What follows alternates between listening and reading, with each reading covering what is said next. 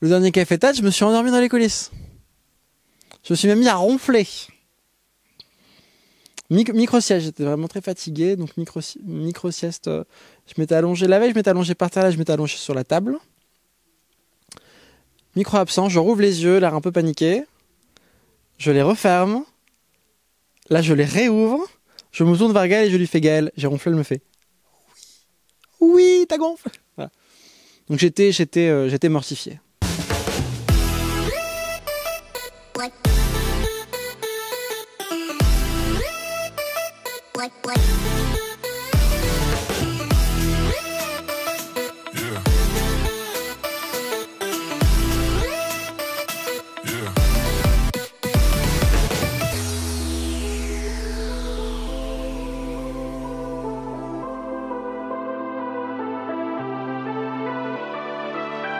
Le café-théâtre, c'est un rendez-vous historique de la compagnie.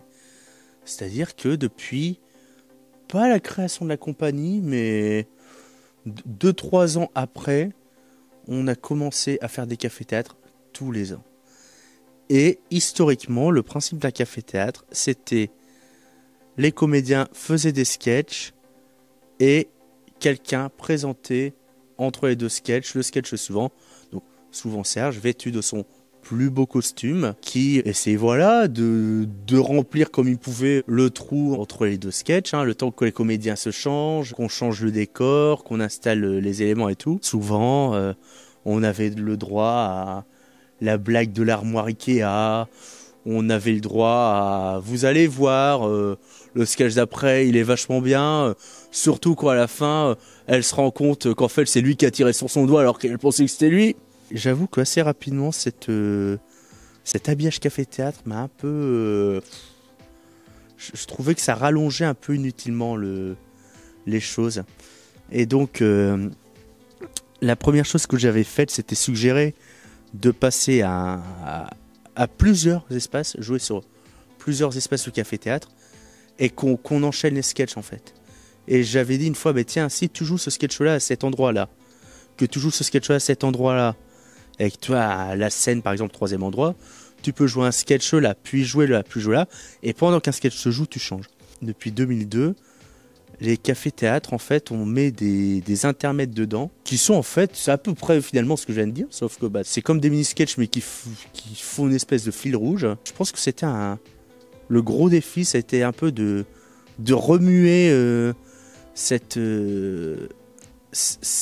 structure un peu figée et la changer pour faire ce qui est aujourd'hui le café-théâtre version Barthelot, avec en plus après on a rajouté les textes qui sont écrits par les comédiens. Donc voilà, aujourd'hui le café-théâtre Barthelot, c'est des textes écrits par les comédiens dans un spectacle qui s'enchaîne non-stop, avec toujours des choses à voir. Et voilà, je pense que c'était le plus gros défi de mettre en scène. En fait, c'était dans mon ancienne troupe, on avait invité la compagnie Barthelot qui est venue faire son café-théâtre. Et du coup, j'ai adoré le fameux sketch de Vladimir. Non, pas femme coupée en deux. Alors là, je crois que j'ai ri, j'ai adoré ce sketch. Et c'était la première fois que je découvrais la compagnie Barthelot sur scène. Le personnage dans le sketch de Braquage en talons. Parce que c'est le premier sketch que j'ai joué au café-théâtre en fait. Et je pense même que c'est le premier sketch que j'ai joué tout court. Enfin, la première fois où je suis vraiment montée sur scène. Avant de jouer une pièce complète, je crois que c'était le café-théâtre, mon premier rôle en fait. Alors, le premier spectacle, c'était un café-théâtre qui s'appelait Barthelot and Friends.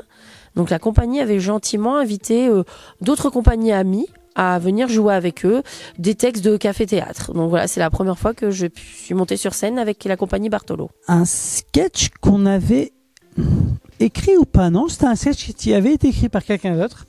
En gros, c'était une équipe de majorettes. Voilà, c'était des majorettes qui devaient faire un défilé. Et, voilà, donc on avait une scène avec un petit promontoire où ils défilaient, etc. On avait transformé l'espace Jean Lefebvre en comment on appelle ça, en espèce de salon de défilé de mode, avec une grande avancée, une scène au milieu.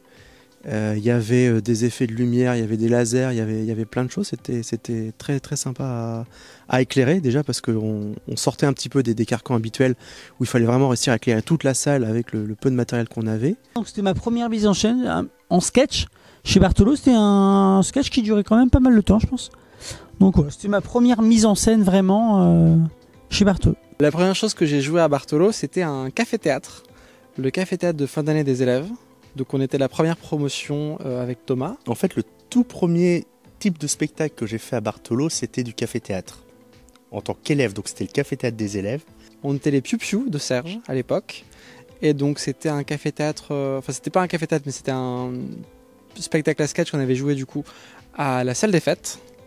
Une grande scène dès le départ. À l'époque, il y avait plusieurs textes, il y avait même des textes avec tout le monde. Il devait y avoir une dizaine de comédiens, même peut-être plus, même peut-être une quinzaine de comédiens qui jouaient. Et il y avait tous les comédiens qui avaient des petites phrases à droite à gauche et ça faisait un ensemble. Il y avait le français moyen, que Serge affectionnait beaucoup. Il avait aussi créé un petit texte à partir des perles du bac, me semble-t-il. Avec, je me souviens qu'il y avait Mazarin portait une robe rouge, comme ma sœur. Voilà. C'est une réplique qui m'est restée, je ne sais pas pourquoi.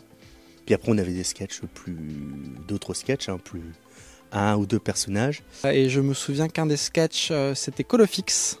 Et je me faisais casser des assiettes sur la tête. Donc on avait fabriqué un chapeau tronqué, on avait mis du plâtre dedans. Les assiettes avaient été prédécoupées pour qu'elles se cassent plus facilement, mais ça faisait trop peur à ma camarade de jeu qui avait peur de me péter la figure.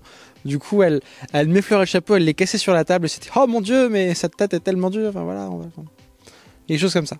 Je saurais plus dire du tout quels étaient mes sketchs. Je m'en souviens plus. Voilà.